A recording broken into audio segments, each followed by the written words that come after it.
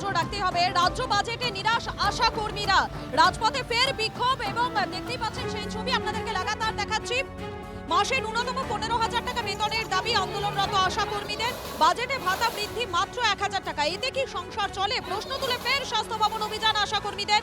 15,000 টাকা বেতনে স্থায়ী সরকারি কর্মীরা মর্যাদা দাবি এবং বকেয়া মেটানোর দাবিতে ডেপুটেশন। স্বাস্থ্য ভবনের গেটের সামনে ব্যারিকেড, ঢুকতে বাধা পুলিশের সঙ্গে আন্দোলনকারী আশা কর্মীদের তর্কাতর্কি।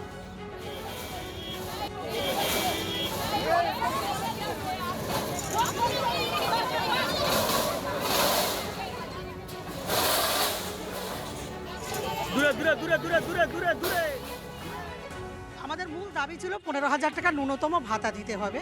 1,000 টাকা ঘোষণা করেছে। আমরা মনে করছি যে এটা আমাদের দাবির প্রতি অবিচার করা হলো, সুবিচার হলো না, আর এটা সম্মানজনকও হলো না। আমরা একটা সরকারের ঘোষিত যে মিনিমাম ওয়েজ সেটা তার ধারে কাছেও গেল না। জানুয়ারি মাসের যে ইনসেন্টিভ সেটা কিছুজনকে দিচ্ছে, কিছুজনকে দিচ্ছে না, সকলকেই দিতে হবে। হাসপাতাল সংলগ্ন যে সাবসেন্টারগুলো আছে সেই সাবসেন্টারে কর্মীরা কোনো পিএলআই পায় না, তাদের সেগুলো দিতে হবে। প্রতি মাসে মোবাইলের যে রিচার্জের টাকাটা, যেটা ফুল রিচার্জ, যেটা মিনিমাম লাগে 350, সেটা দিতে হবে। মেডিকেল লিভ দিতে হবে। কব রেফারের কাজ আশা কর্মীদেরকে দিয়ে করানো চলবে না এবং অভিজ্ঞতার ভিত্তিতে তাদের কাজে পদোন্নতি করতে হবে। পাহাড়ের কর্মীদের টিএ দিতে হবে। এই দাবিগুলো আজকে আমরা জানাবো। আপনারা শুনলেন আজ ঠিক আশা কর্মীরা তারা কি বলছেন, তাদের বক্তব্য আপনাদের শোনালাম। গতকাল বাজেটে আশা কর্মীদের নিয়ে ঠিক কি বলেছিলেন মুখ্যমন্ত্রী মমতা বন্দ্যোপাধ্যায়, একবার শোনাই আপনাদের।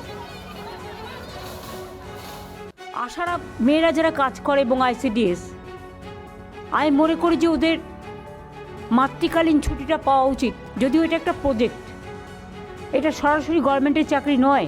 আশা একটা টাকা হিসেবে লামসাম যেমন 800 টাকা করে মাত্র পেত, তারপর টোটালটা বন্ধ করে দেওয়া হলো।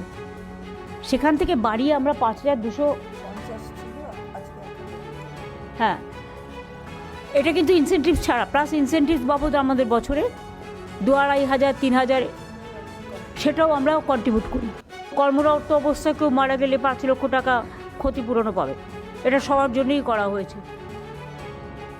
আপনারা শুনলেন মুখ্যমন্ত্রী মমতা বন্দ্যোপাধ্যায় গতকাল তিনি ঠিক কি বলেছিলেন শোনালাম। তবে এই যে বাজেট, রাজ্য বাজেটে, সেই বাজেটে নিরাশ আশা কর্মীরা, রাজপথে আবারও বিক্ষোভ এবং মাসে ন্যূনতম 15,000 টাকা বেতনের দাবি আন্দোলনরত আশা কর্মীদের।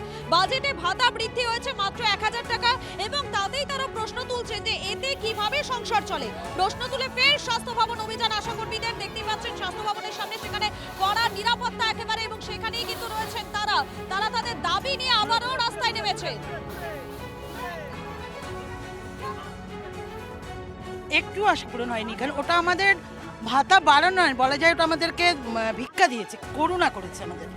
কারণ আমাদের দাবি ছিল 15,000, সেখান থেকে ন্যূনতম আরও কিছু আমরা আশা করেছিলাম। তো সেখান থেকে আমরা কেউই খুশি নই এবং সেই খুশি নই বলে আজকে আমাদের আবার জমাই। আমরা আজকে এরকম করে যাব ভাবিনি তো, তাহলে এই কটা মেয়ে থাকতাম না, রাস্তায় ঝড় তুলে দিতাম। দেখুন না কিভাবে আমাদের এই মনোভাব ছিল না, ওনাদের যা মনোভাব। এটা কথা শোনা আপনারা দেখেছেন? এটাকে শোনা বলে? এটাকে শোনা বলে না। মুরগিকে চাল ছিটিয়ে দিয়েছে, উনি এরকম ছিটিয়ে দিয়েছেন, দিয়ে আবার নাচছেন। আমরা চাই না, আমরা ভোটের রাজনীতি করি না, আমাদের রং বেগুনি। আমরা এ টাকাতে আমরা সন্তুষ্ট নয়। আমরা কর্মবিরতিতে এখনো পর্যন্ত আছি, প্রয়োজনে আরো বৃহত্তর আন্দোলনে যাব। সরাসরি চলে যাবো, আমাদের সঙ্গে রয়েছেন আমাদের প্রতিনিধি সায়ন্ত রয়েছেন। সায়ন্ত, বাজেটে আশা কর্মীদের জন্য যা যা ঘোষণা করা হয়েছে তাতে তারা মোটেও খুশি নন এবং সে কারণে আবারও তারা বিক্ষোভ দেখাচ্ছেন। আর কি কি দাবি রয়েছে তাদের? দেখো, মূলত এরা দাবি যেটা জানাচ্ছে যে যেভাবে মূলত বাজেটে যে অনুমোদন করা হয়েছে তাতে তারা কোনোভাবে খুশি নয় এবং সে খুশি নয় বলেই তারা কিন্তু এই আন্দোলনে নেমেছে এবং তারা যে পুরো যে দাবি দাবাগুলো করে এসেছিল সেই দাবি দাবাতেই তারা অনড় রয়েছেন এবং আজকে কিন্তু তারা সেই দাবিতেই এই স্বাস্থ্যবন কর্মসূচির ডাক দিয়েছিল এবং স্বাস্থ্যবন কর্মসূচিতে এসে তারা কিন্তু পুলিশের বাধা পায়।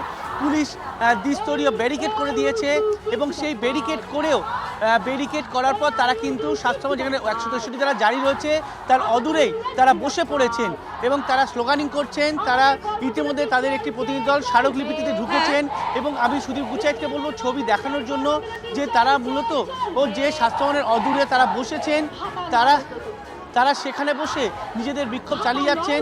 যতক্ষণ না স্মারকলিপিতে তাদের প্রতিনিধিদল ফিরবে ততক্ষণ কিন্তু তারা এভাবে আন্দোলন চালিয়ে যাবেন বলে জানিয়েছেন। এবং একই সঙ্গে আন্দোলন তারা কোনোভাবেই থামবেন না, যেহেতু তারা কর্মবিরতিতে রয়েছেন, এই কর্মবিরতিও তারা চালিয়ে যাবেন বলে জানিয়েছেন। এবং তুমি দেখতে পাচ্ছ যে স্বাস্থ্য ভবনের অদূরেই তারা এই আন্দোলন চালিয়ে যাচ্ছে, তারা কিন্তু বিক্ষোভ চালাচ্ছেন, তারা বসে রয়েছেন, স্লোগানিং চলছে, একই সঙ্গে হাতে তাদের প্ল্যাকার্ড নিয়ে এসছেন।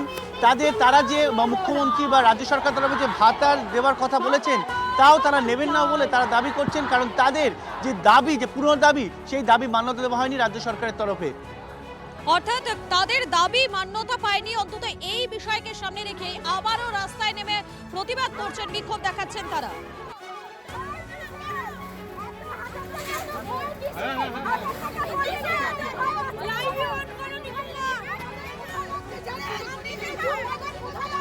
আমরা এখানে আটকেছি ওনাকে, যেহেতু এরপর 144 আছে, বিল্ডিংয়ের কাছে যা 144 আছে, আমরা শুধু 144টাকে মেনটেন করছি। আগের সিআরপিসি যা ছিল 163 বিএনএস। Thank you. তো ডেপুটেশন কি অ্যালাউ করবেন ম্যাডাম? আমরা কথা বলছি।